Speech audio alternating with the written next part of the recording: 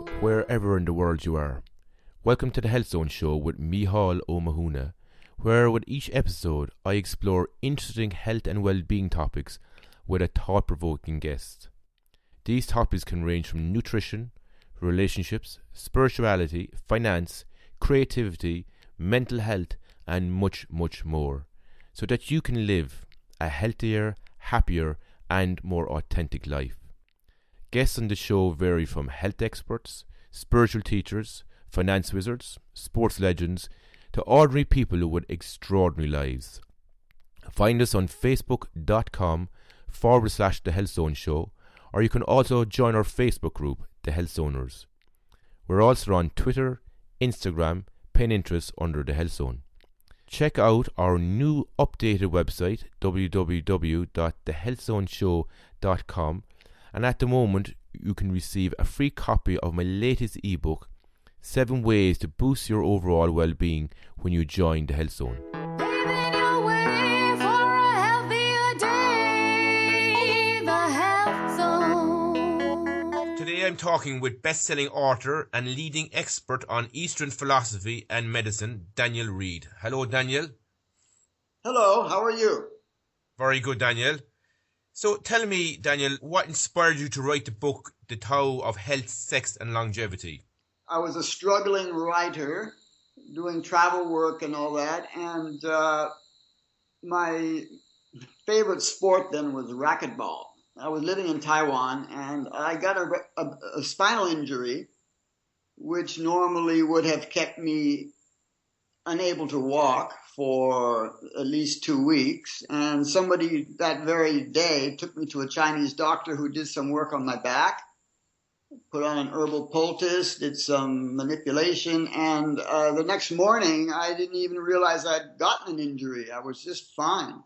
So I was really impressed and interested, and I went to that doctor and sort of apprenticed myself to him for about 6 months, just to see what it's all about. And anyway, that led to my interest in traditional Chinese medicine, and later the Tao of Health, Sex and Longevity came out of it. Daniel, I'm curious in regard to what you do on a daily basis to keep yourself healthy. Yeah, okay.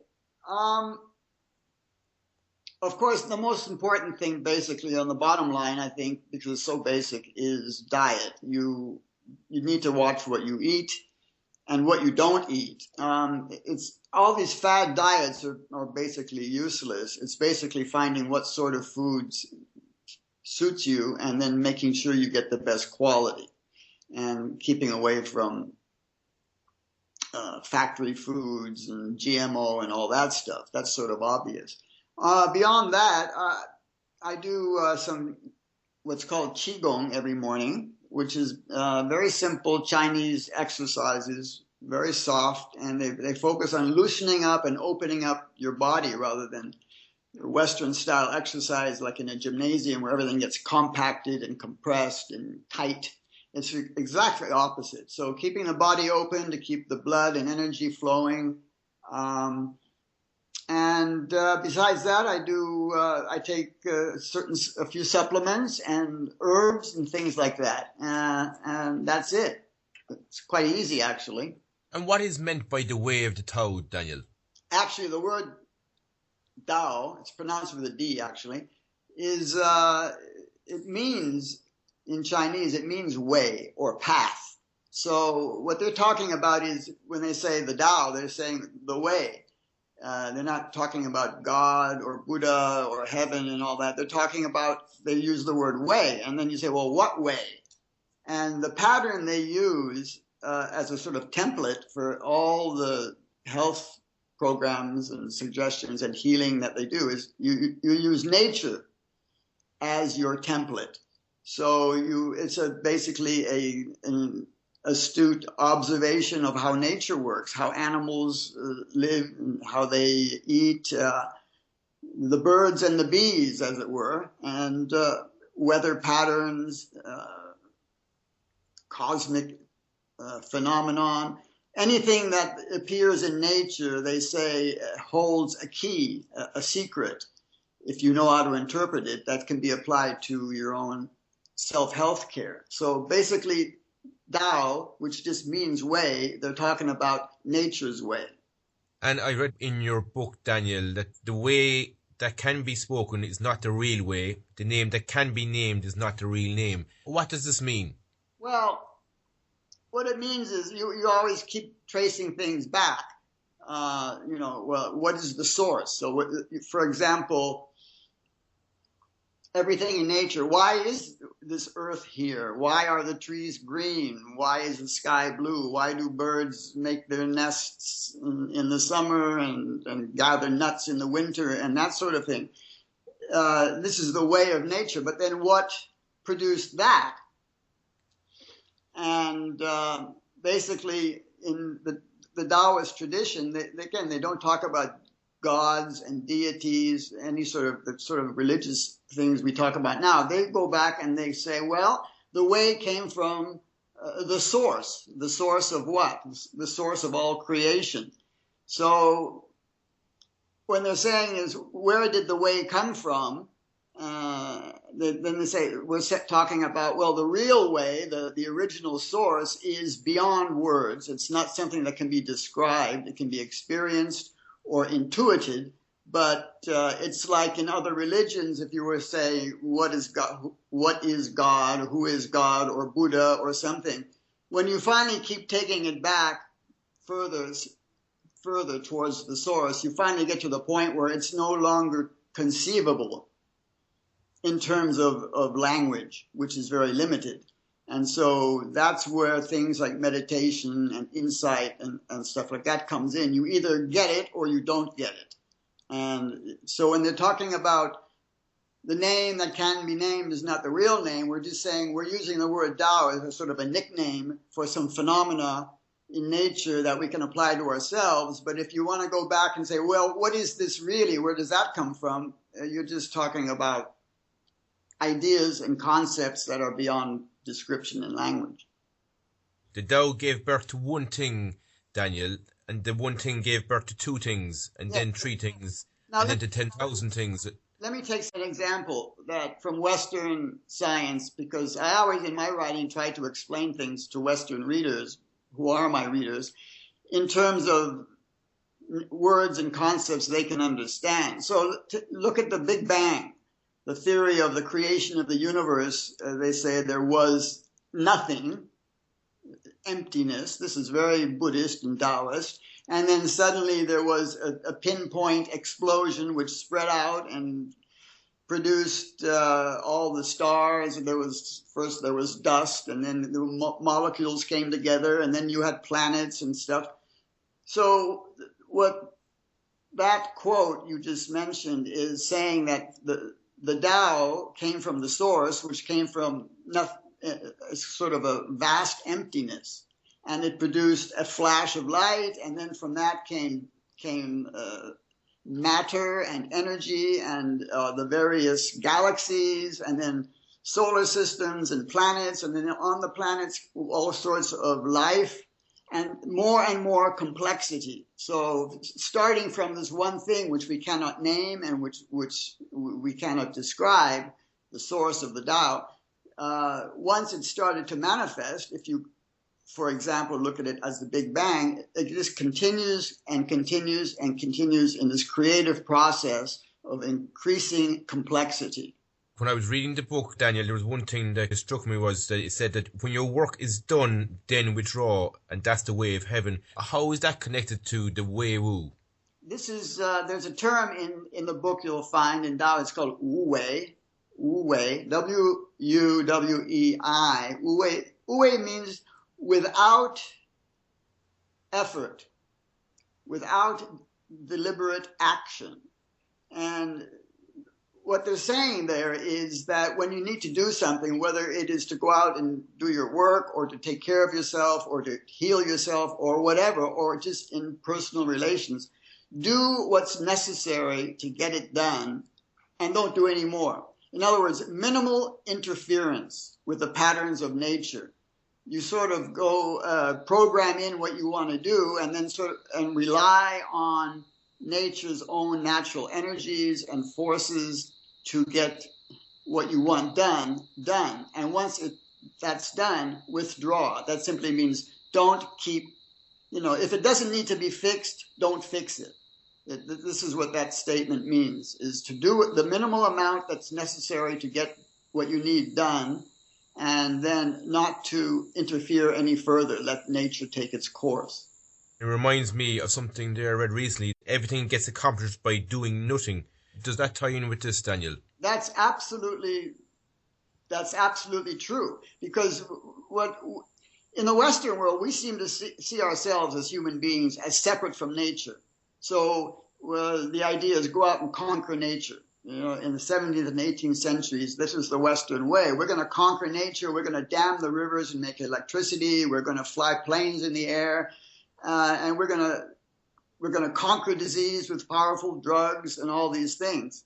But the idea in Taoism is to work with nature and natural energies and elements as they are.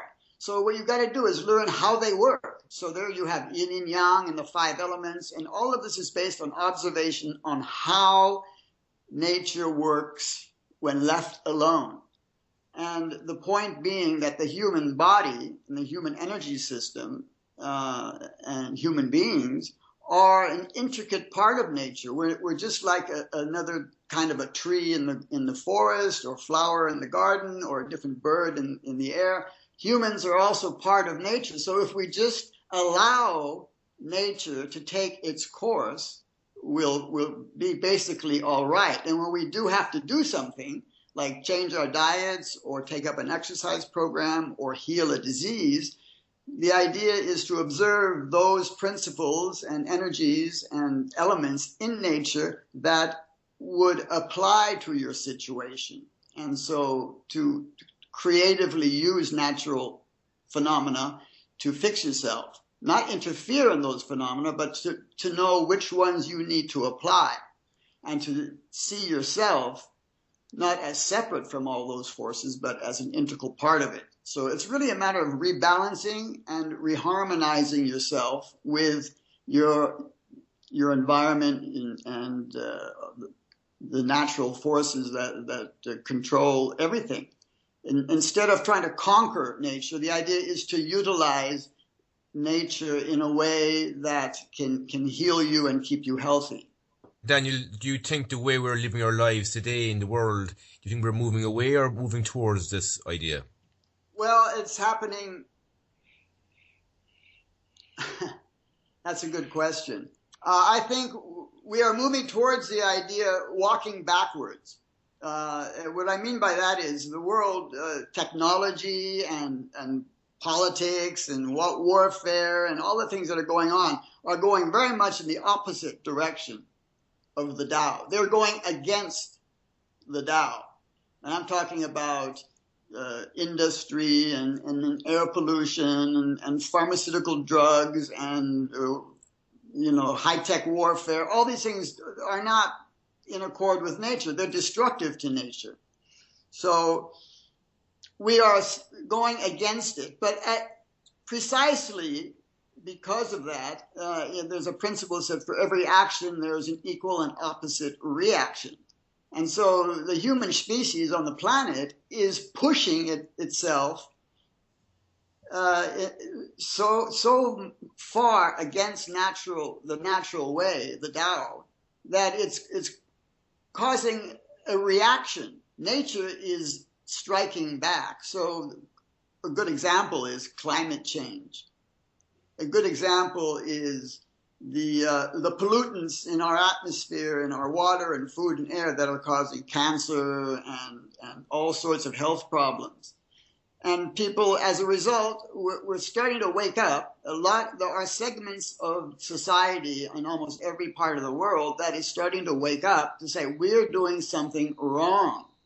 This is not the way it should be. And so there are a lot of people who are starting to take an interest in this aspect. Now, it's very small right now compared to the momentum of the industrial complex and the way high tech is going. But those things, the conventional way of life now is really pushing this planet to the limit, and the planet is reacting to it, and people are starting to realize and pay attention to what's going on. So it is leading to a rediscovery of the Tao, which basically means a rediscovery of nature. So a good example is simply being using an herbal medicine that you get from a leaf or a bark, rather than something like a vaccine or antidepressant or whatever else created in a laboratory, which is not natural at all and doesn't use natural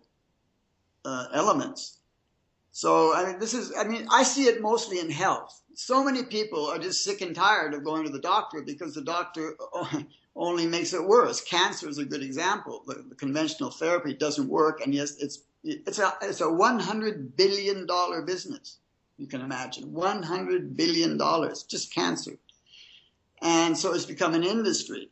But at the same time, so many people have been harmed by it that there are many, many very interesting discoveries happening now about natural cures for cancer. And they're out there, and they're not promoted by doctors, but they're there, and they're being developed more and more as a direct result of the way the world is going in the opposite direction. So there's a rebalancing process going on now. And do you think there is a link between Taoism and Druidism?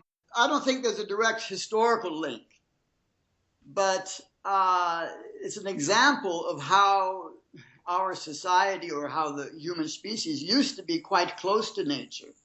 Druidism being one example, and shamanism that goes with it. And there was a lot of interest in how planetary and star alignments and how the sun struck the earth, all the way for example, Stonehenge was set up. This is just an indication that in that part of the world, in England, there was an awareness of the Tao.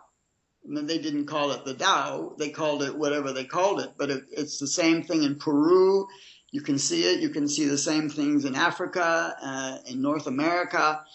There are many places that have very similar traditions, which were not linked historically. It wasn't that one part of the world went to another part of the world and brought it there. This is the way people used to live, just like animals live in accord with nature.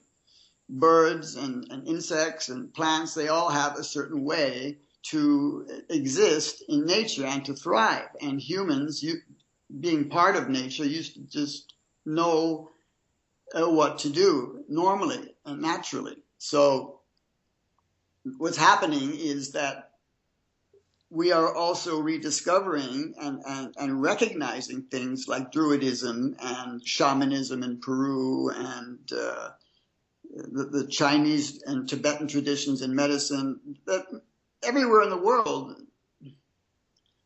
human beings used to live very much in accord with nature, and you didn't have to be taught by some emissary from another part of the world. You could just learn all this by observing your surroundings. But that's not done anymore. Now we are interested more in technology and computers. There's more and more distance between human beings and human consciousness and natural forces, and that's why we have become isolated from nature. And the more isolated we become from nature, the more unnatural conditions prevail, such as all the disease, obesity. Human beings aren't supposed to be 350 pounds, but it's because of the way they're not eating normal, natural diets. And people aren't supposed to be getting cancer or autism. All these things are being actually created by our high-tech industrial approach to life. However, all parts of the world have the same sort of fundamental tradition of working with nature. As you mentioned, Druidism, but there's the same sort of thing everywhere in the world. And it's just been lost, but is now being rediscovered. Do you think the answer is moving back into this natural way of living as a way to prevent, say, the likes of cancer and autism, Daniel? Absolutely. What we have to do is use the fundamental principles of nature to live, to eat, to move our bodies, to for healing, for medicine, and all that sort of thing. But it doesn't mean you have to go back to wearing bear skins and barefoot and building campfires. There is very much a place for advanced technology if it's used towards the proper purpose. Now, just to give you an example in medicine, pharmaceutical companies use incredibly complex technology to produce these chemical drugs, which are really bad for you. However, that same technology can be applied to a pile of leaves or some bark or some roots to isolate the active elements, to purify, to concentrate, and you have an even better natural product.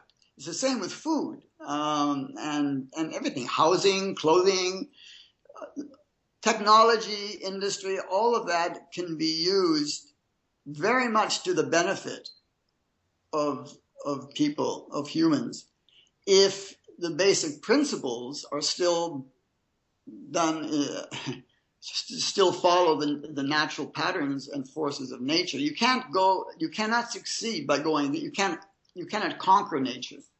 You cannot change it or conquer it, but you can work in harmony with natural forces and improve it with technology, computers, industry, all of these things. So there is definitely a place for that. While I was reading your book, Daniel, I came across a quote in the book, and it said that the hard and the strong are cast down, while the soft and the weak rise to the top. How does that tie in with what you're saying? Well, that sort of goes in with the principle of non-interference that we talked about. To interfere with nature, especially in a big way, takes a lot of power and energy and this sort of thing. And when they're talking about the meek, I think it's in the Bible too, the meek shall inherit the earth. They're basically talking about those who don't try to interfere with natural forces, but rather than live in accord with them. So what that particular quote you just came up with refers to is what's happening now. For example,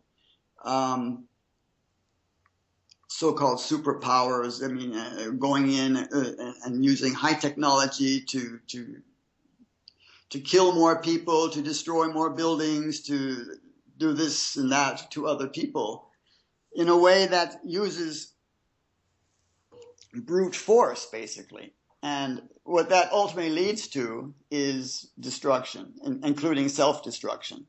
You can't push other countries, other forces, nature's forces too far before there's a reaction, and it's very destructive. So basically what they're saying is people who simply live quietly, like, let's say, indigenous tribes in South America or Africa that have not become highly industrialized, they live very simple lives in accord with the natural forces, natural elements, and ultimately they're the ones who will survive, because nature is not there to be conquered. We have to learn how to live within those bounds, and therefore the ones who will survive in the end are those who are not involved in all these forms of interference. I think one of the most obvious ones is warfare. Human beings are the only species that kill each other. Lions don't kill each other, and mice don't kill each other. The humans have gotten so far away from the natural pattern that rather than learning to work in cooperation with other people for the mutual benefit, the idea is, well, don't kill everybody except your own team and take over. But that ultimately leads to self-destruction. How is the Tao of health different to the Western approach or thinking of health? Basically, I would say that it's the same basic attitude of interference. Modern Western medicine sees a disease, looks at the symptoms that are causing discomfort, and then comes up with a drug, a chemical drug or a technique, surgery or something to fix that symptom. And then a year later or 2 years later, it comes back again. The most obvious case of that is cancer. People do chemotherapy and all that, and then a year later or 2 years later, it comes back. That's because the real root cause is not being treated. So Taoist medicine, or let's say traditional indigenous medicine in almost every country, Tibet, India with its Ayurveda, when they see a health problem, a disease, a dis-ease, they look for the root cause. And the root cause is usually not in the same part of the body as the symptoms. You have a headache, but the problem might be in your liver, or it might be in your bowel. So there's an imbalance in the system, and the idea is to correct that imbalance, and then the disease will go away. It's not the idea that you're just going to cut it out or burn it out or poison it, and then you'll be all right. It doesn't work that way. So the most fundamental difference between modern Western medicine and traditional medicines of all sorts is that the traditional approach is to use natural medicines and natural techniques to rebalance an unbalanced human body, which is a very complicated thing. You have to understand how the body works, and then how you can use things like herbs, diet, exercise to bring the body back into a state of balance. That's really the whole Taoist view on disease of all kinds: mental disease, physical disease, cancer, heart problems. Every single disease is seen as a fundamental imbalance in the natural energies in your body, like the organs, the brain, the heart, whatever. Something is out of balance. The doctor has to find where that imbalance is and then correct it, and then the disease will go away just automatically, because the disease is really only a manifestation or a symptom of some underlying imbalance in the body. I was in India a couple of years ago, and I trained to be a yoga teacher, and I suppose part of that training I learned that all disease starts in the mind. Do you think this is true? Yeah, the mind is the final. The buck stops here when it comes to the mind. When you start looking at problems, a person got cancer or heart attacks or indigestion, or whatever it is, first of all, you trace it back to its root cause, which might be something in the body, but usually it goes back to the energy system. It's the way the function of the internal organs they're not working together properly. So then you say, well, why is that? And then if you go, the physical is taken back to the energetic level, and then what controls your energy? Well, then, according to the Taoist viewpoint, finally it goes back to consciousness. What kind of attitude you're having towards life, emotional problems, mental trauma of whatever sort from childhood, or even if you want to take it further, as they do in India, from past life experiences. We carry those with us in our minds, in our spirit, and they have an effect on how our energy works. And that in turn determines how the physical body functions. It's always in that order. The physical is a reflection of the energetic, and the energetic is a reflection of the mental, emotional state. So you can fix physical problems, you can fix energy imbalances, but none of it will ultimately work unless you go back and sort of work with your consciousness as well. People who have emotional and mental traumas from childhood, which is very common these days because of the way the world is now, what we often refer to as issues. You can fix yourself to a certain point, you can get back into balance, but if you are carrying some sort of imbalance in your mind, in the way your emotions and your thoughts and emotions are functioning, that are completely out of balance with nature, then the condition will come back. So yes, it's true. It all goes back to the mind for the ultimate healing. But you still have to deal with the damage that's been done to the body. You have to deal with the imbalance that's been created in the internal organs and how they function. And then you do have to ultimately correct the mental emotional state. So they all work together. There are three different departments: physical, energetic, and mental. But they are absolutely interlinked. So you cannot just work with one. You can't be let's just take an example of a person who's chronically angry, of which there are a lot of people now. Now, anger is in Chinese medicine as well as in India is related to liver function. You can create yourself some really bad liver problems by just being angry all the time. Now you can fix your liver if you know what you're doing. If you have a good health professional, a naturopathic doctor giving you the right diet and the right medicine, you fix it. But if you continue to be plagued with uncontrollable anger, that which is referred to as a fire element in Taoism, that is going to go and burn your whole system up again. It's going to inflame. It's going to cause the problem in the liver to come back after you've fixed it. So after you've fixed yourself physically and energetically, you still have to deal with any outstanding issues you're carrying mentally and emotionally, or they will just create the same state of imbalance again that led to the disease in the first place.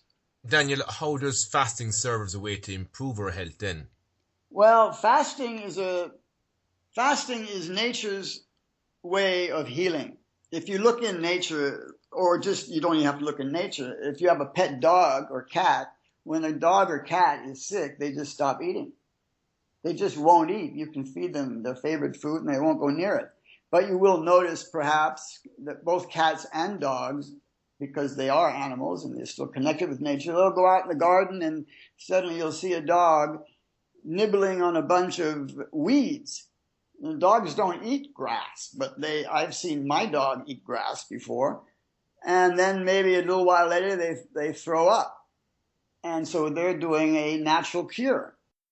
In traditional societies, indigenous cultures, Aboriginal in Australia, or the jungle tribes in South America or in Africa, they had houses outside of the village, which were known as sick houses. And when someone got sick, they were taken out of the village itself and put in this sick house, where the only thing available was water and a place to sleep. And they were kept there until they were better. And it was known then, traditionally, that fasting is the way nature intended the human body to heal itself. And the reason is actually quite obvious. Where if you're eating every day, you use up at least half your available energy on digestion. Digestion takes a tremendous amount of energy, especially if you're eating cooked food, which has to be broken down properly, and then the body has to rebuild itself. So when you fast, you're liberating all that energy to go and into the immune response and to heal the body. Just another example is the enzymes normally used to digest a steak or a sandwich in your stomach have nothing else to do. So they go into your bloodstream and they'll go and they'll digest tumors or anything else, germs, viruses, bacteria, anything that doesn't belong in your body. Your digestive enzymes will go and dissolve it and remove it from the body. So fasting is a healing technique, but it's also a way of preserving your health if you have a regular program. Let's say you fast once a year for a week, or once a month for 2 days, or once a week even. You give your body a chance. It's similar to rebooting your computer. That your computer starts to malfunction. It's got too much material on it, too much data, whatever. You clean it up and reboot it, and it all works well again. So fasting is a way of rebooting your system by allowing it to rest, basically to go off digestive duty. And the body, again, it knows what to do. All of the key patterns for healing yourself are built into your DNA. All of it is there, so that when you get sick, your DNA will kick in the proper response from your immune system. But if you're constantly eating all day long and drinking and maybe smoking and doing all these other things, these immune functions lose their power because you're diverting too much energy to other activities. So fasting is just the time when you allow your body and your entire system to reboot itself. And so that can work very, very well as a preventive method of maintaining your health, but it's also a cure. There was a guy there in Europe about 10 years ago who cured himself of cancer by fasting and developed a whole technique. And he cured something like 40,000 cases of cancer, including stage 4, simply by telling people not to eat, keeping them quiet, giving them pure water and maybe a few herbs, a very low dosage, and no food. And his fast was for 42 days. And some people say, oh, you can't live for 42 days, but you can. You can live for actually 60 days without any food.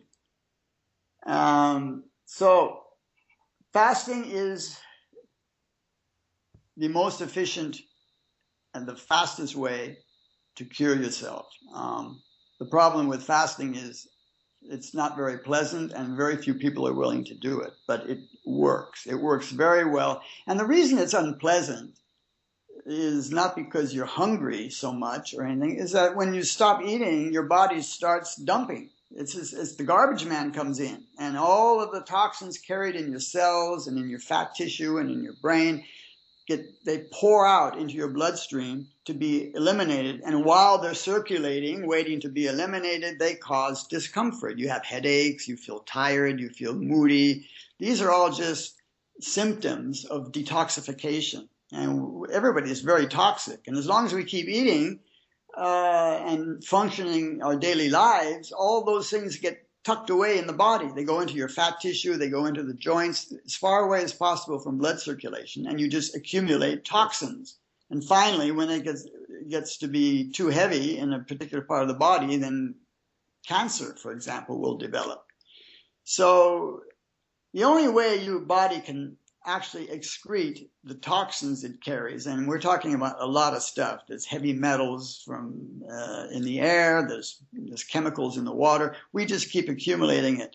And there's only one way to allow your body to eliminate it, and that is to stop putting stuff in.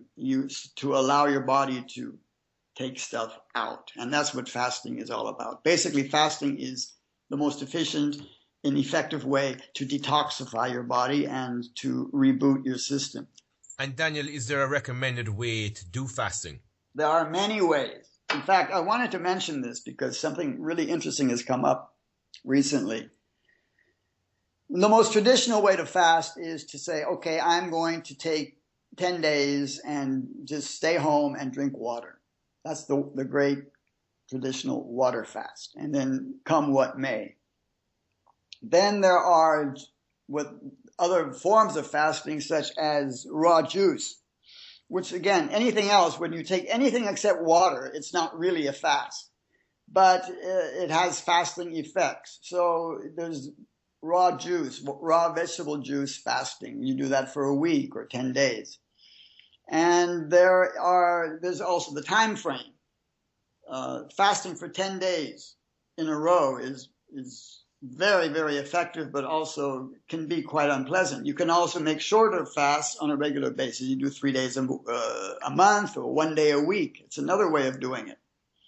The whole idea is simply to give your body a sufficient amount of rest and freedom from digestive duty to allow your natural healing mechanisms to just come online. So what they've found now is, just look at the word for the first meal of the day. Breakfast. Break fast. That's no accident that that's the word we use for the first food of the day, because you have been, in actual fact, fasting since your last meal. And in the old days, before modern times, when you could get everything and go to the supermarket and go to restaurants, basically people ate before dark. Otherwise, you can't see what you're eating. You just got a campfire, or you're living in a cave. So everybody finished eating before sunset.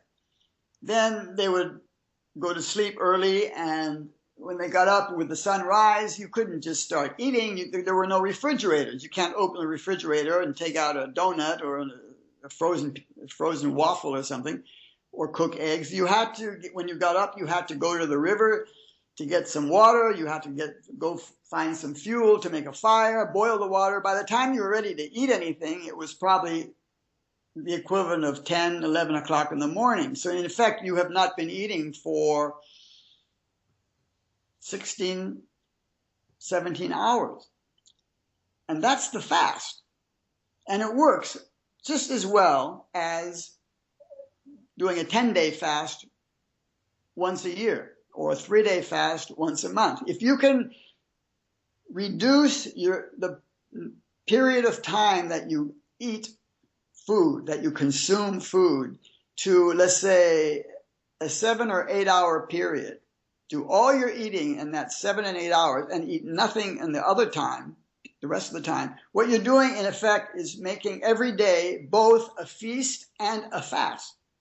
You feast and fast within the same 24-hour period, and it works.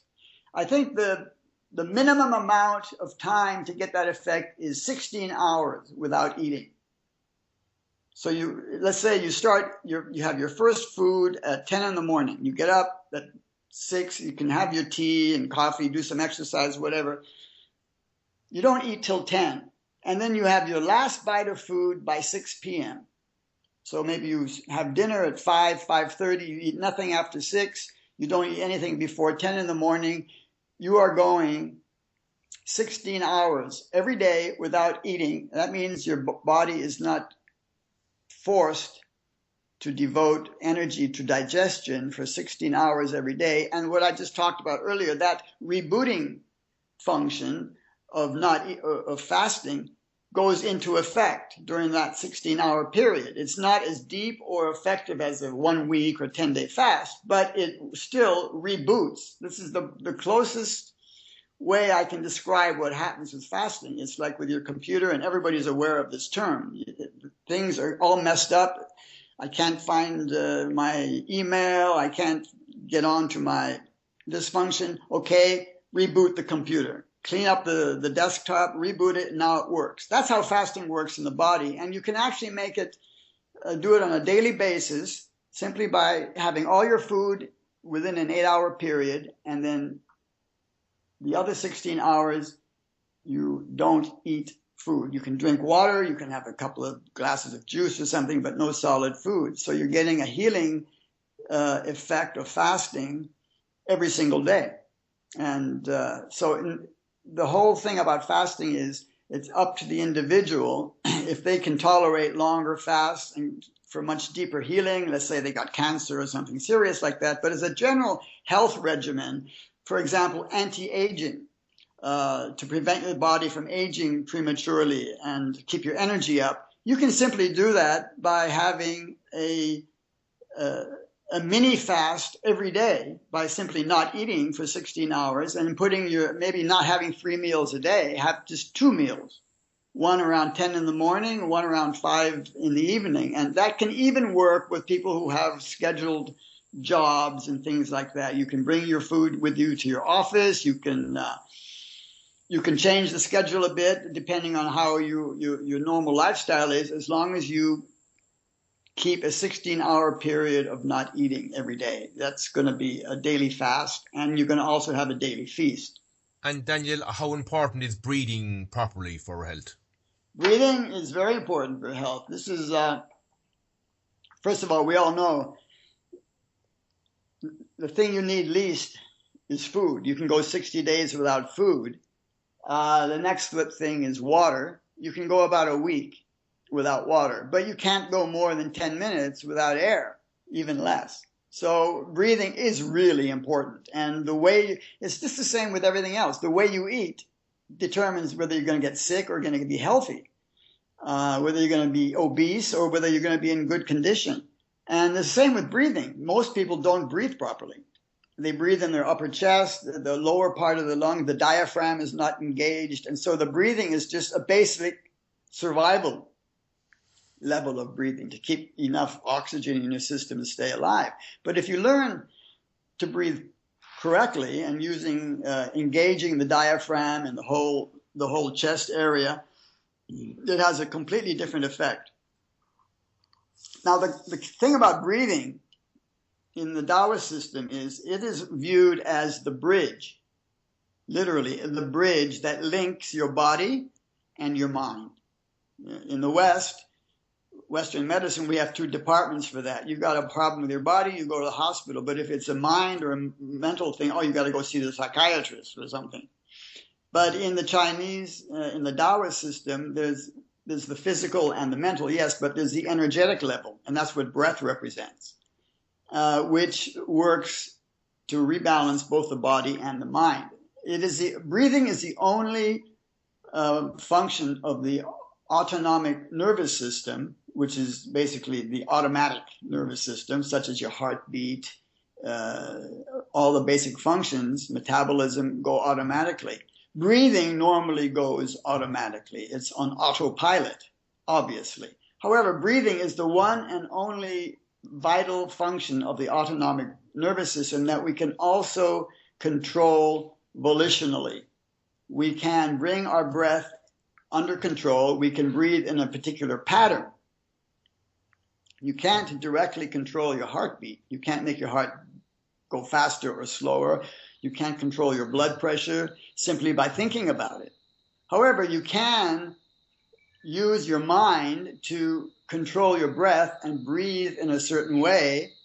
And what that does is it rebalances all of the other functions. So let's say you do what you call Qigong breathing. Qigong, by the way, that form of exercise, it simply means energy work. And Qi also means breath. So where Qigong means energy work, it means breathing technique.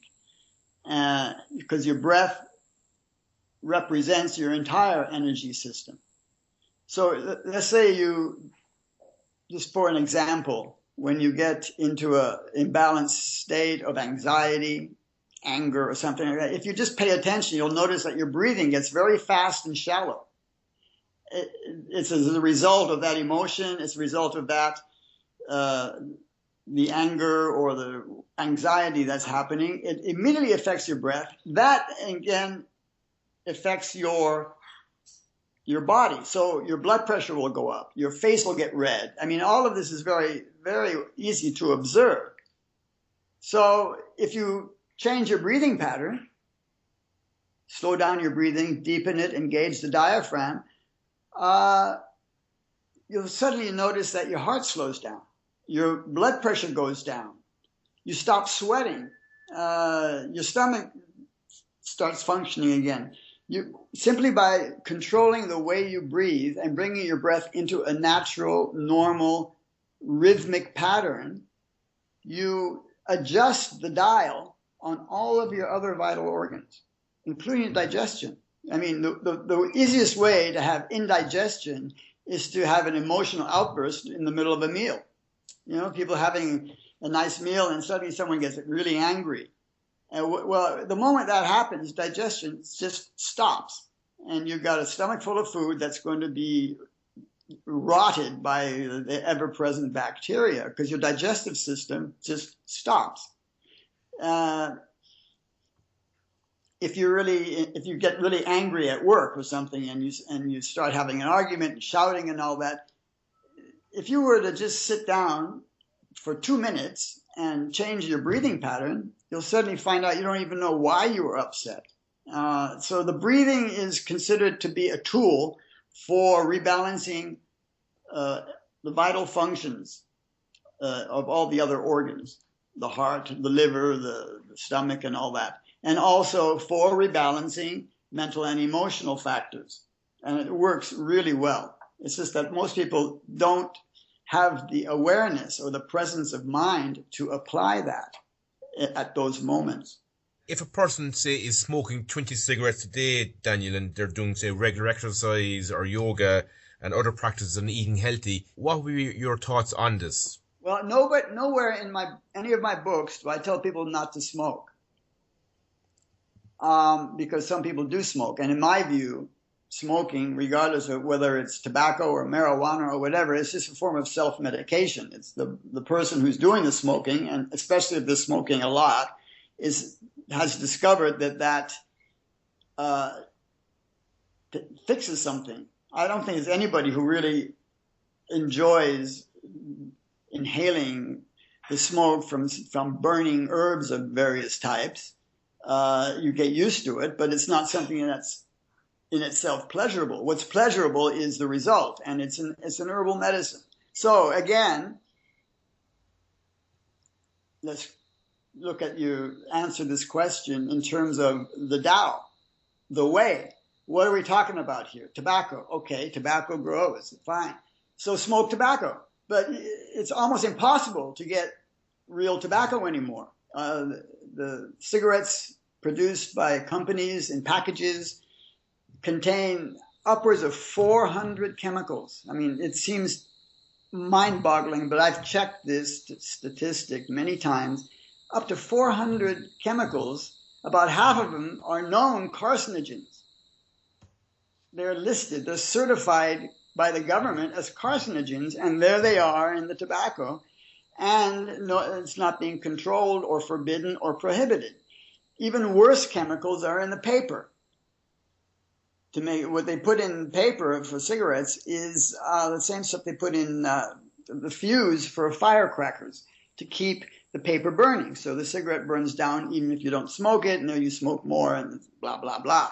So to simplify and just get down to the answer to your question is, my suggestion is, if you're a smoker and you find that smoking satisfies you in some way and you get good effects from it, and you're not comfortable when you don't have it, then smoke natural tobacco, either in a pipe, or if you like cigarettes, then get natural paper made from rice husks or whatever. And then you're not going to have, if you're fairly disciplined about it, you're not smoking 200 cigarettes a day, but 10 or 20, you're very unlikely to have any real problems, especially if you keep your diet proper and you do some exercise, which you need to do whether you're a smoker or not. But if you just follow the whole Tao lifestyle, eating naturally, exercising naturally, breathing naturally, there's no problem with smoking tobacco or marijuana or whatever else, as long as it's not a poison. The problem we're getting is with what we add to it, what industry adds to it. And I tell you, I used to smoke tobacco, and I finally found it almost impossible to get natural organic tobacco anymore. It's actually prohibited here. In Australia, you're not allowed to grow it. And the reason is very simple, because it would compete with the industrial stuff and go into the cut down on their profits. It's the same thing with the pharmaceutical industry. They don't want you to use herbs and vitamins to treat people for disease, because you can't patent those, and then it affects the industry's profits and all that. It's the same thing with tobacco. So, yeah, I don't think it's a problem. The problem with smoking is what we add to the tobacco and what we add to the paper, and basically we make it unnatural. And if you go back to using the natural product, you're unlikely to have any serious problems. Daniel, do you think there is a field of intelligence operating where there's a connection with our personal chi energy and the universal intelligence? Yes, absolutely. As I said earlier, we have to start realizing that everything is interconnected on the energetic level. It looks different. 2 people standing in a room with 10 people, they're all individuals. And you can tell very well where the boundaries are. The boundary is the physical body. However, if you were to look at everybody, we all also have an energy body. It's you've heard the term aura, and some people who've trained themselves well enough can actually see other people's auras, the color of the energy around their bodies. Now, in the level of an energy field, there is no separation. They all interact, they all intersect. And if you go further up on the level of consciousness, there's absolutely no boundaries between anything, because everything is just in a sea of energy or in a sea of awareness. We all exist on that level as well. Each of us, in addition to being connected to other people and other things in our environment, we're also part of the entire cosmos. Look at it in terms of an ocean. An ocean is just one huge body of water, and that's how the cosmos is, that's how the energy field is, how consciousness is. But we only look at the physical level. Now, if you want to look at the analogy to an ocean consists of, how many trillion, zillion individual drops of water. And that's what we are. Human beings are the individual drops in the sea of humanity. But all we realize is the drops. I'm a separate drop of water. But if you look at yourself as part of the ocean, you are seamlessly interconnected with the entire ocean, not just with your own personal drop. That's the physical level. So, yes, everything that happens in the galaxy, in the solar system, on the planet, extreme weather, for example, will affect our minds, affect our energy, and also our bodies, because it's totally interlinked on all levels except the physical. And the physical, we have individual, we're each separate units. But we also exist on that energetic level and on the emotional level, mental, spiritual, and on that level, everything is inextricably connected, and you cannot break your connection. You are going to be influenced. For example, we know about this thing called mob mentality. It's very strange, but a group of people, protesters, at a Donald Trump rally, for example. They sort of go there, and at first everything's fine, but then a few people get angry, and then a few more, and then some other people react, and you get to a critical mass of emotion, which everybody is feeling, and suddenly there's a riot. There's really no reason for it. There are no issues. No one has attacked anyone. It's just a mood takes over, and that's just an energetic effect, and it shows that people are totally connected on levels which they can't see with their eyes or feel with their hands, but it's on a functional level of energy, emotion, mind. A group of 200 people, if just 101 of them get on a certain jag of anger or fear or anxiety, the whole group will be affected. And this is the way in which we are interconnected. And it's the same with forces. Astrology, for example. When you were born, the planets were all, this is not superstition, the planets were all aligned in a certain way, and there was a certain kind of energy pattern coming onto the earth at the moment you were born. And that sort of imprints something on you, on the way your energy works for the rest of your life. And so people who are good at this, like in India or in China or Tibet, astrology is not a superstition, it's a science.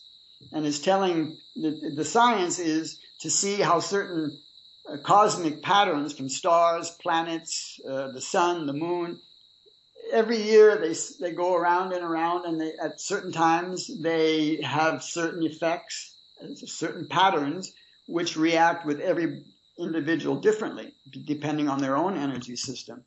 So this is just an example of how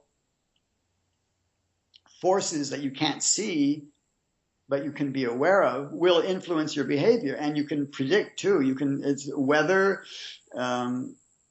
like I said, cosmic factors, astrology, things happening in the sky, on the earth, earthquakes. I mean, animals, for example, when there's an earthquake coming, start freaking out. But we don't even notice it because we're too distracted.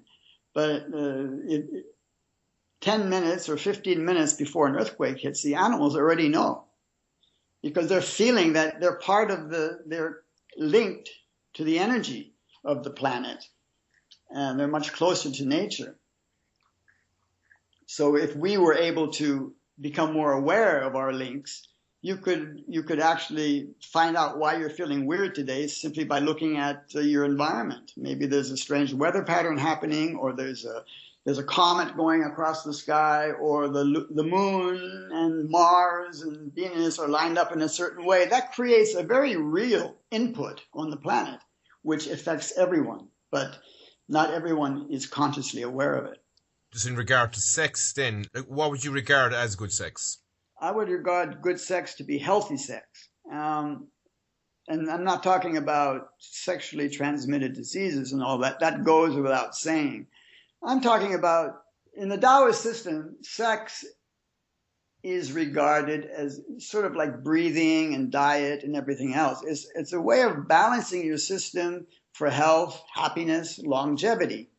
So learning the basic differences between the male and the female and energies, male and the female body, and approaching sex as not as a toy or a game, but as a very profound and powerful way of addressing the issues of life. If you have good sex, then sex energy is the single most powerful energy we have in our systems. There's many kinds of energy we have. We have heat, your body temperature, and you have the energy of your breath and the energy of your heart. But the sexual energy is the most powerful because nature designed it to ensure the propagation of the species. They want to make very sure that everybody's going to do it.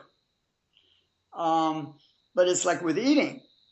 If you have a diet of French fries and hamburgers and pancakes and cookies and all kinds of processed foods, chips and all that, you're going to have a very different result from your diet than if you were drinking fresh juices and fresh fruit and organic vegetables and grass-fed beef and all that. It's the same thing. It's eating. But what you eat can be very different in its effects depending on whether it's natural or not.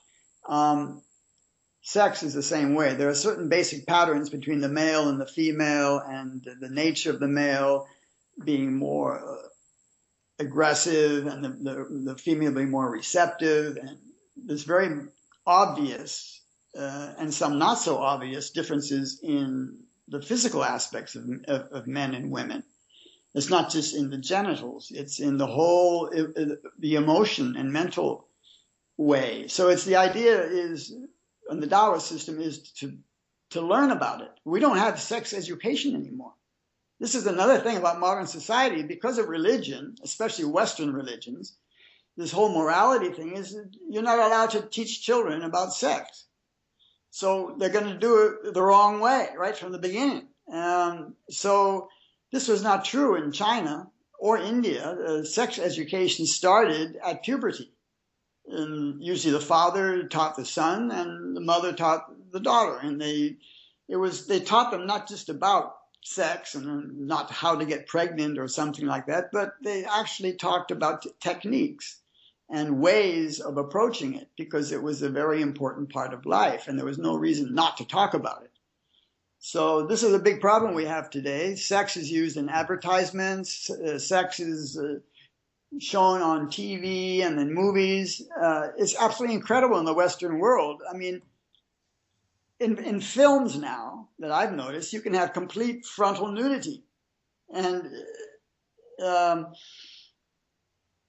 sex is considered, for instance, is looked at as an immoral thing. Now, this in the Taoist system, there is no morality involved with this. It's just a matter of health, good health or bad health, good habits or bad habits.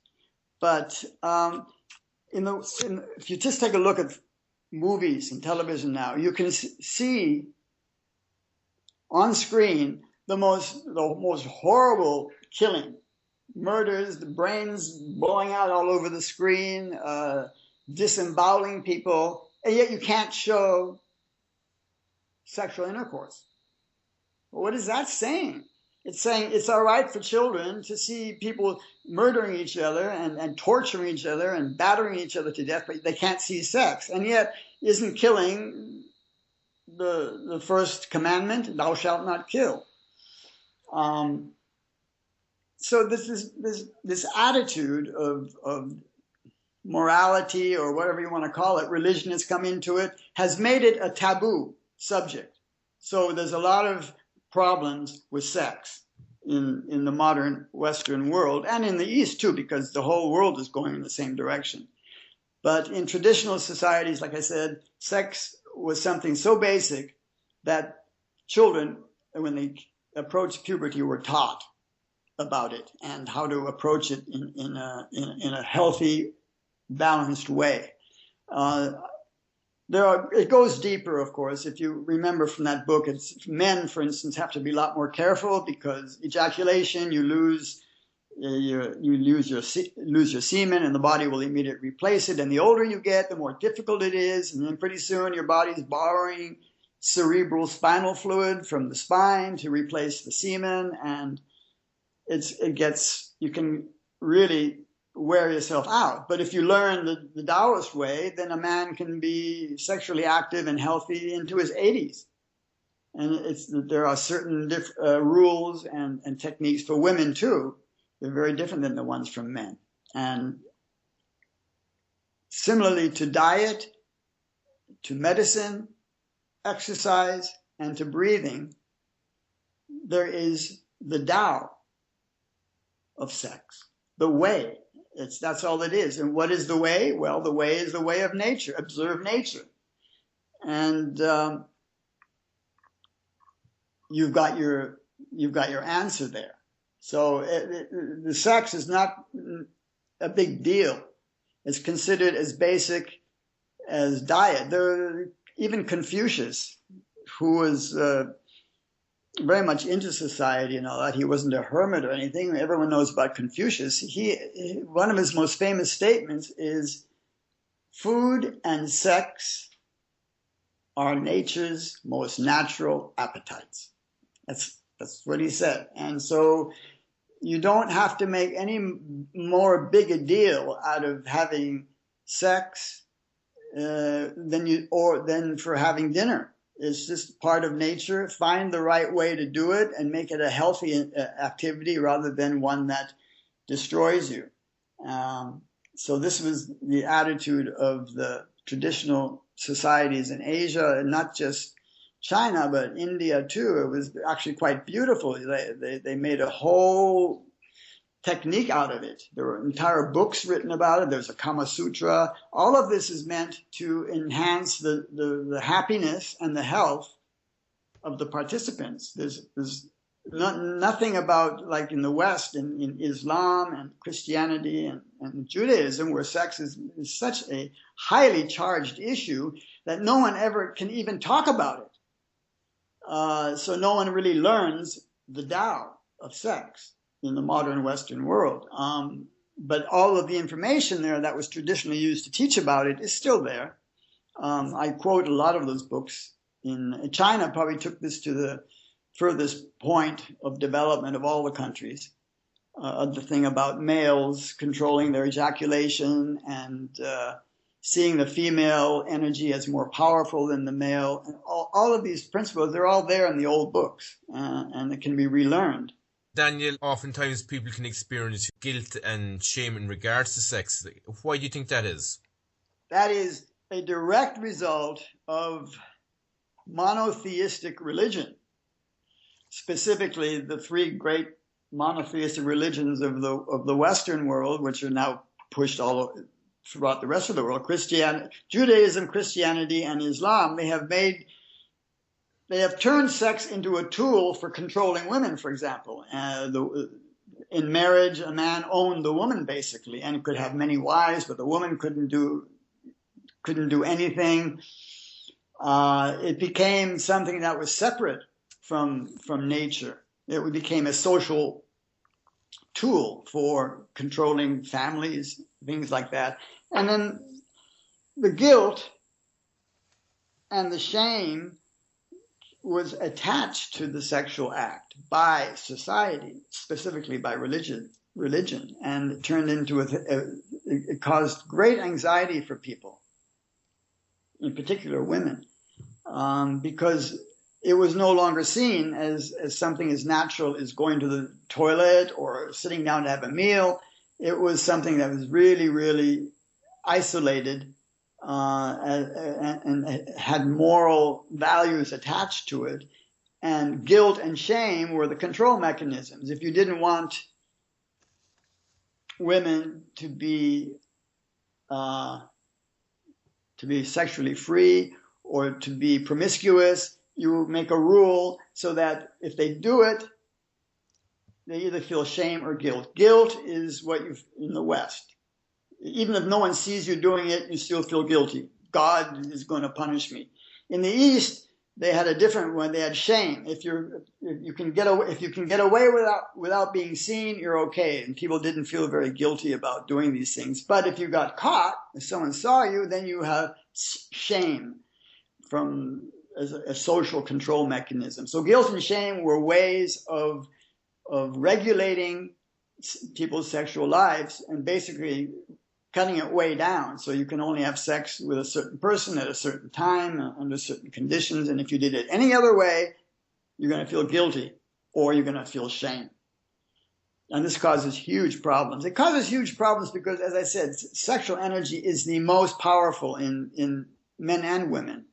In nature altogether, sex is the most powerful driving force. So if you don't allow it to manifest naturally, according to the Tao, the natural Tao, the way sex was created and for what purpose, if you start bottling it up, putting a cork on it, making it only happen in certain ways that are not really very satisfying, it's going to cause all kinds of havoc with a person's entire system. Not only the guilt and shame, but if sexual energy is not properly used and satisfied, it can cause all kinds of emotional and mental problems. It can cause physical problems.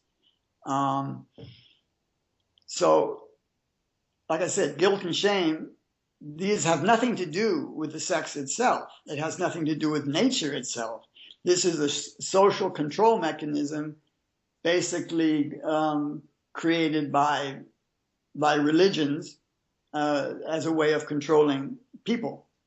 Do you think there are any other blockages which prevent people from expanding their sexual experience? Well, yes. There are all kinds of factors now. There's health factors. If you're not very healthy, especially a man, you're not going to be impaired sexually. But there's other stuff. There's estrogen mimickers out there in our environment. Plastic bottles. Just give you one example. There is an element in a plastic bottle, and who doesn't use plastic bottles for water these days? It's everywhere. Food wrap. Anything with plastic. The plastic cover on your starched shirt from the laundry. The effect of these things, and they're in other things too. They're in pesticides, they're in food additives, all kinds of things. These chemicals mimic estrogen. So for a man, it's going to really impact his sexual potency. You will lose muscle mass. Men grow breasts. This thing you can see all over the place. And that's going to really affect a person's sexual function. Same with women. There's a big problem with fertility now. That's a sexual function. You can't get pregnant. No sexual desire, low libido, totally abnormal phenomena created by lifestyle, modern lifestyle. I mentioned the plastics, food additives, but how about cell phones? How about the phone relay tower on the top of your building? How about the television that you have on 8 hours a day? Your hand phone, which creates microwave radiation. All of these things also impact sexual potency, sexual hormones, and they throw everything out of balance to the point where some people get totally unable to perform the sexual act. Either it's uncomfortable or they just don't have the energy and the hormones to do it. And this is very upsetting to people because then they get very frustrated and they don't know what to do about it. So it has to do, that social control mechanism of guilt and shame and all that is one thing. But we now really have a very serious problem with pharmaceutical drugs, food additives, electromagnetic fields from phones and televisions and things like that. All of these factors have a very, very strong effect on people's hormones and energy balance, and that directly impacts sexual activity. How do you think the Tao of sexual health could be used to overcome sexual insecurities and improve relationships? Well, very much so. First of all, I'd say that the Taoist system is a very practical way. There's the word again, way. It's a very practical, natural way of conducting your life, of making life better. So the most obvious level where something like the Tao of sex would come in was simply to teach people techniques, actual physical techniques of engaging in sex. Then when you learn more about energetics and you see how sexual energy works, you learn something about it, and not only from books but from your own direct experience. And if you engage in sex with a more mindful attitude to see how your partner, not how you feel, but how your partner feels while you're doing it and all this, of course, it improves the experience for both parties. I think it's very important for men to understand how women function sexually and for women to understand how men function sexually, not just on the physical level, but in terms of desire and libido. These are all it's like learning to drive a car or ride a bicycle or play tennis. You can't just get out there and start doing it. You have to learn about it. And like I said before, because of sex is so linked with guilt and shame, it's become such a taboo that no one teaches young people about it.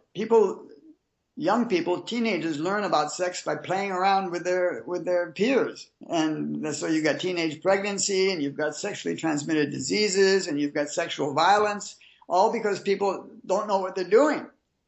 So to answer your question, how can the Tao of sex help? The Tao of sex could be a sexual education manual, because there's absolutely no religion in it. It doesn't say any one particular religion is better than the other, or God is better, my God is better than your God. It's none of that, no morality. It's just a simple manual.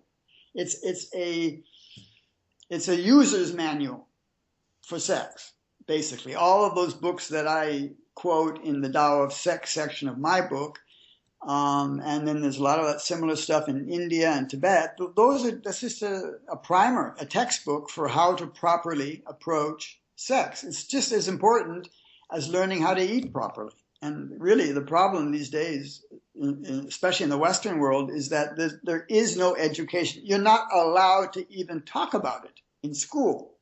And, very, very few families, the parents very rarely sit down with the children when they get to be 14 years old and say, okay, here is, other than saying, don't have sex, don't stay out late, don't let the guy do this or that, instead of just teaching them how it works, giving them a user's manual. And so we have all of that already written down in the ancient texts, which used to be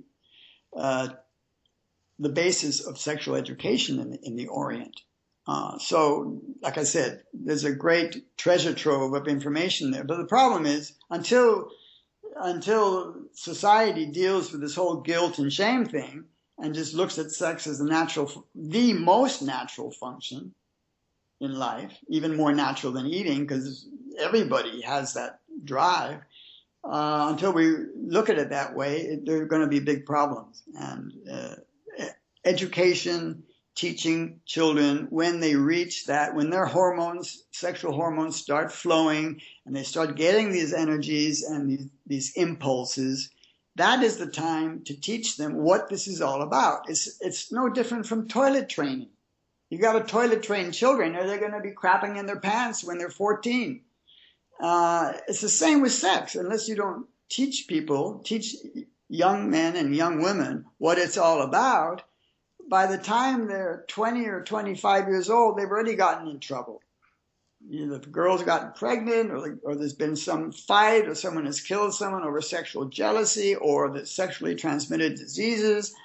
All of these things happen when they're quite young because that's when the sexual impulse is the strongest. So it's very important. It's a very important issue. You may or may not know this. In sport, it's recommended not to have sex a few days before a big event or a game. What were your thoughts on this? Absolutely true. For men, mainly, not for women. The loss of semen is a tremendous loss of energy for a male. And this is all very scientific. The body automatically, the moment a man emits his semen, ejaculates basically, the body instantly, immediately, within seconds, starts reproducing another load. It's like reloading a gun. You know, you got a shotgun with one round in it, you shoot, and then you put another round in it, and you just keep going. The male body is designed to immediately replace semen the moment it's lost. So that is it takes a lot of basic vital energy to do that. It could take 24 to 48 hours to fully replenish, to top off. And in that time, it doesn't matter if you got to run the race in the Olympics tomorrow morning. You had sex tonight as a man. Your body's going to just go into overdrive to replace the semen, and it's still going to be doing that while you're running the race. That's how powerful a factor it is. And like I said, the body is designed the male body, to immediately replace semen the moment it is lost. And it borrows various nutrients from your cerebral spinal fluid and from your kidneys and your adrenal glands. And when that drainage is going on, you just can't perform at your best. There was a jazz musician named Miles Davis. I think everybody knows that name. And he was interviewed by Esquire magazine. And the subject of Muhammad Ali came up. And sex was in there. And basically the interviewer said, well, what you're saying is you would fight Muhammad Ali. Miles Davis is being talked to.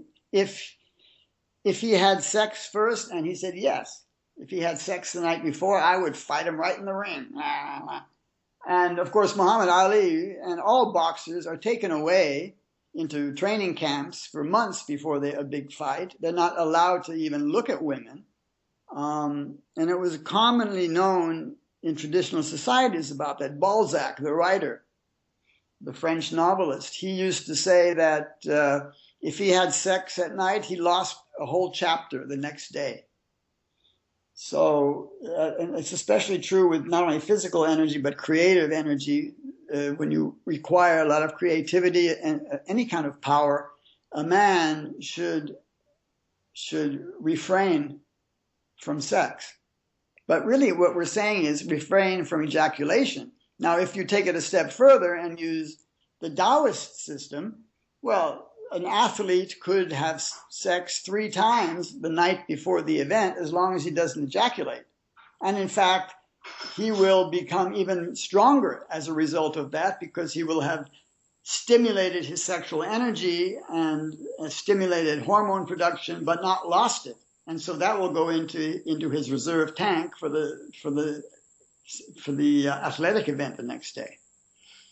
But this is definitely true, and it's well known, especially in boxing and the sort of bicycle racing, anything that requires a lot of physical exertion. They all know about that. Do you think, Daniel, that the Tao of sexual health could be used to relieve or even prevent testicular or ovarian cancer?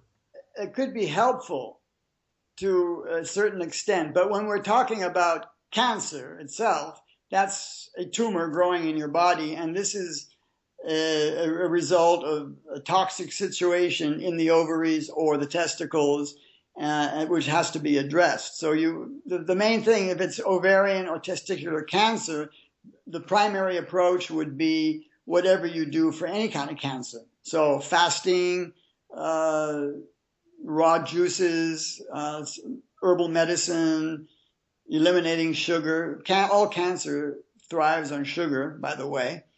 So these things have to be taken into consideration too.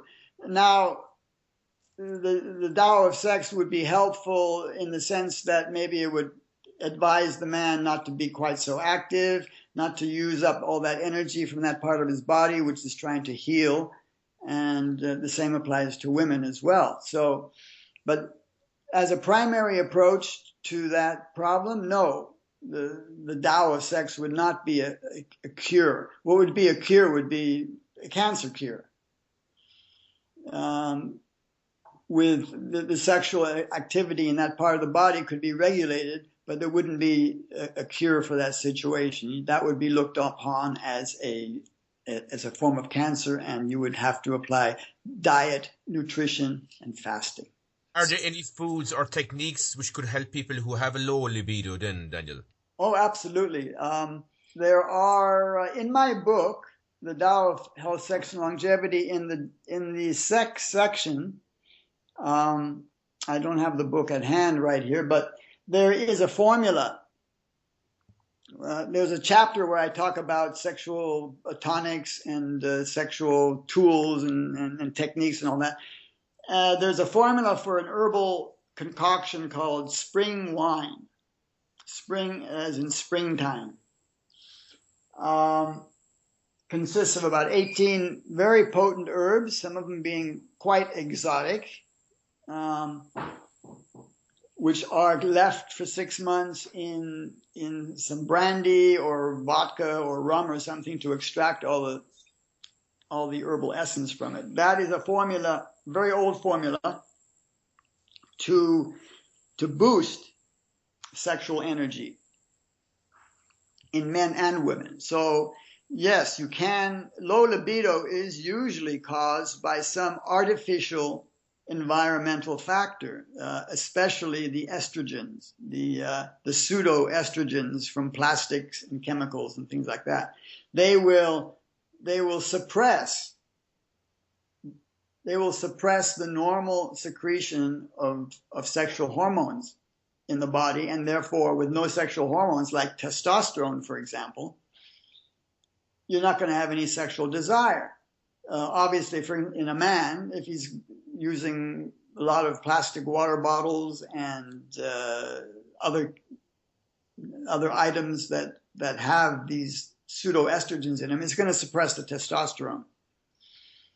So there'll be low libido. So in this sort of a sexual tonic, which the best form of it is in spirits, alcohol, because it extracts all of the active elements, they will go into the body and stimulate the glands to secrete natural hormones. And when your natural hormone secretion is up to par again and in proper balance, then the sexual desire, the libido will return, as will the potency and the ability to perform.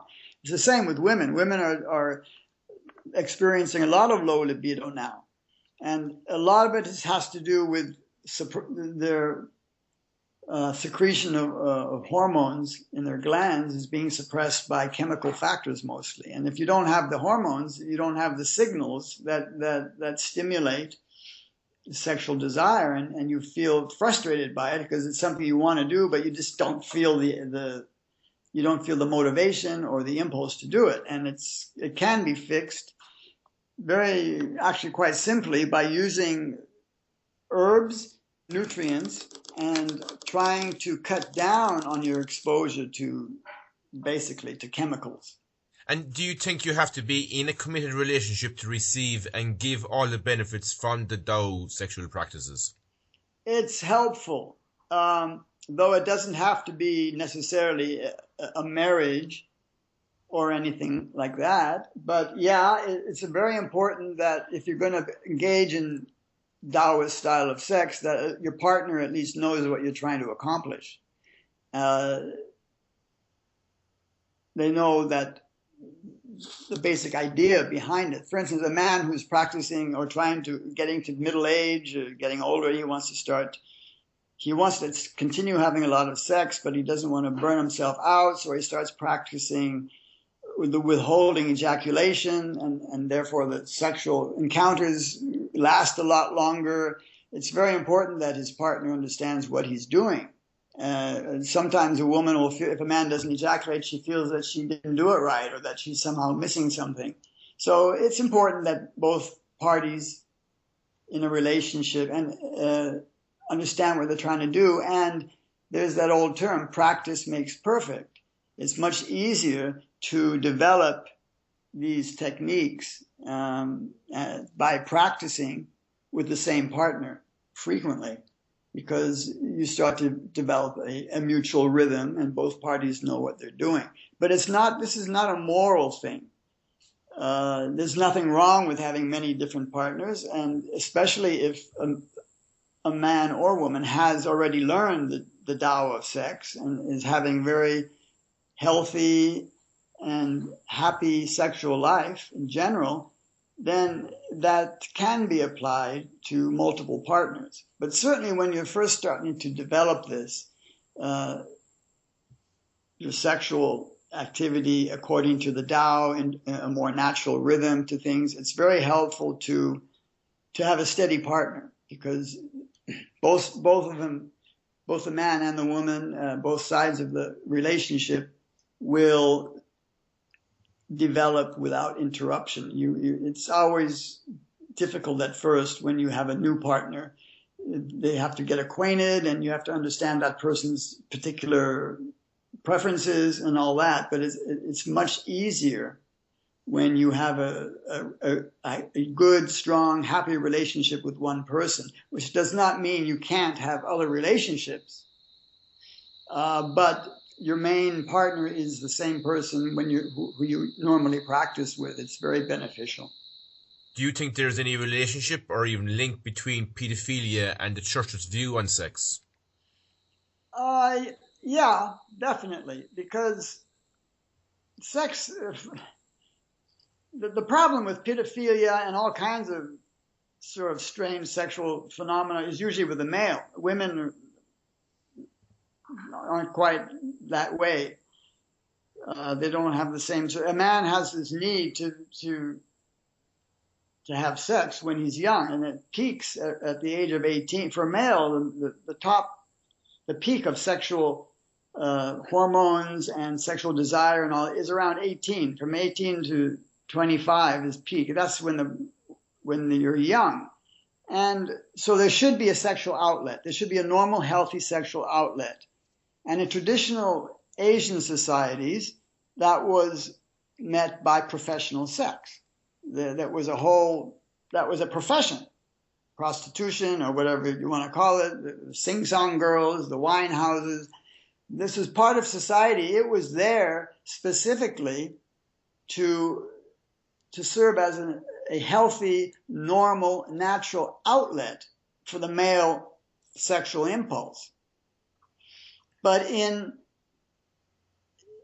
Western Islamic societies, obviously, in Catholic societies, in Jewish societies, in Christian societies, you have this taboo against sex, and it's considered a sin. And so basically, young men, when they start to feel the sexual impulse, and it can be overpowering, there's no normal outlet for it, short of getting married, and that's you don't necessarily want to do when you're 18.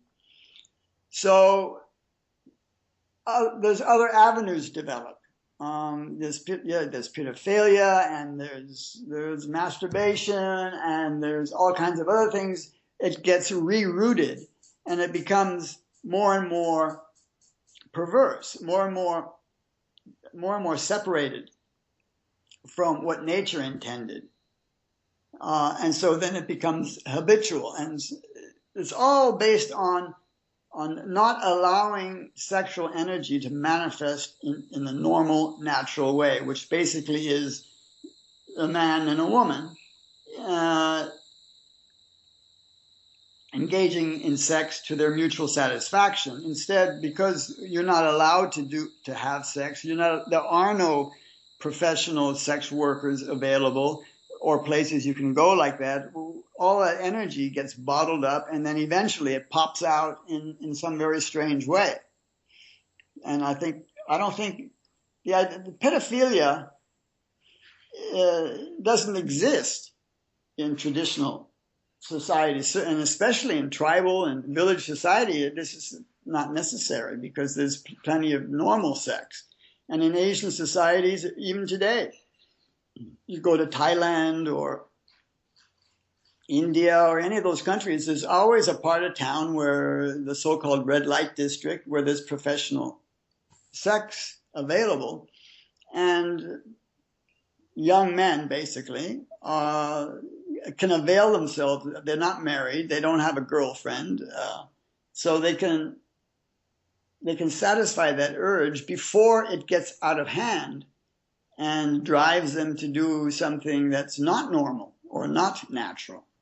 I know you have a new book out at the moment as well, Daniel. Can you tell me a little bit about this? It's called The Tao of Detox.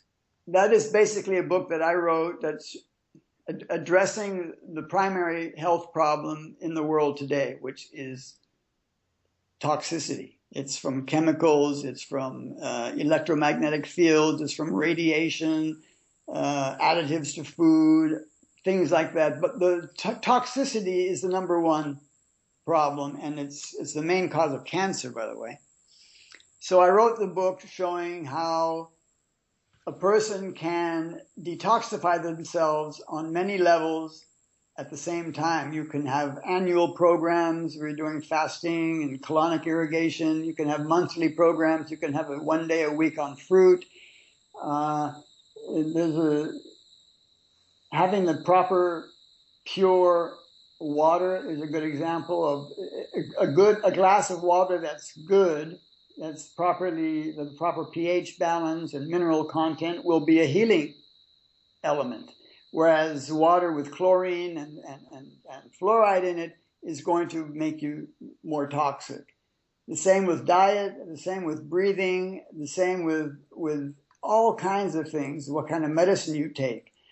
So this book was written as a sort of a handbook for people to show how they can detoxify themselves on a daily basis through things they have to do anyway, like breathe and eat, drink water. So the idea of that book is to increase the awareness of the problem of toxicity, and then to show people how they can detoxify themselves with the most basic things that they do anyway every day. Eat food, drink water, breathe air, move your body in a certain way. You can have an ongoing process of detoxification to counteract the constant ongoing process of toxicity that we have today. This was not the case before. We absorb more toxins today on a daily basis, and this is a fact. We absorb more toxins into our bodies every day today than people used to get into their bodies in a whole year.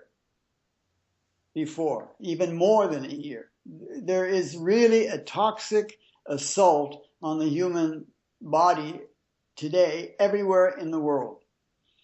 And there's no drug that can fix it. You can't take a medicine to detoxify yourself. All you do is get more toxic with most of the medicine that's available today.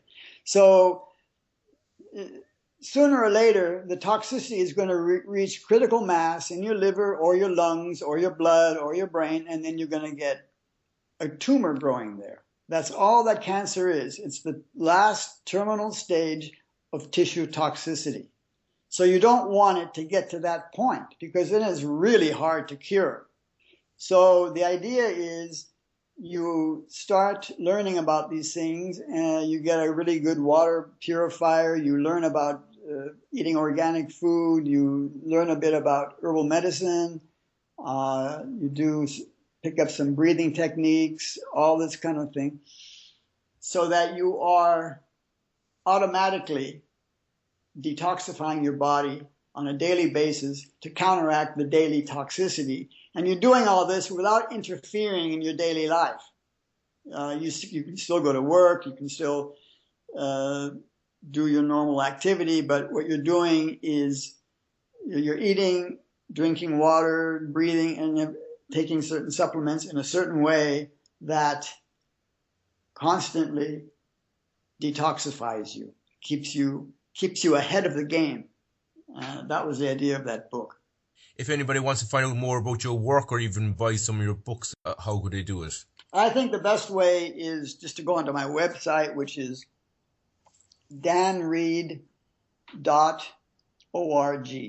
Dan Reid is DANREID.org. Now, on my website, I have everything I do. There's all of my books, my major health books, are listed there with direct links for buying them. You can actually place the order right off my website. It either takes you to my publisher or to Amazon.com. And then my wife and I have a program we do, which is basically a detox program, intensive 10-day program, involves fasting, colonic irrigation, and certain supplements. So I have a section on that on my website, and when we do programs, we announce them, the dates and the places on the website. And then I have some other things. I have some articles I've written, and I have a section on there called Health Alerts, which I take from other sources, but I find to be relevant to people's situation today. So everything that I do in my professional life, in health, is available there on my website. Thanks so much for your time. Okay, thanks a lot. Cheers, Daniel. Bye-bye. Bye. The health zone. The health zone. The health zone. Thanks for listening to another inspiring and thought-provoking show of The Health Zone. I'm Mícheál Ó Mathúna. Just to remind you, you can find us on facebook.com/The Health Zone Show, or you can join our Facebook group, The Health Zoners. We're also on Twitter, Instagram, and Pinterest under The Health Zone. To gain further invaluable resources on health and well-being, go to our website, www.thehealthzoneshow.com. When you're on there, join The Health Zone and you'll receive a free copy of my latest ebook, 7 Ways to Boost Your Overall Well-Being. Finally, I would love to hear any feedback you may have on the show, and even if there are any particular guests or topics which you're interested in, please email me on tunein@thehealthzoneshow.com. Until next time, this is Mícheál. Thanks for listening, and I wish you a very healthy, happy and authentic week.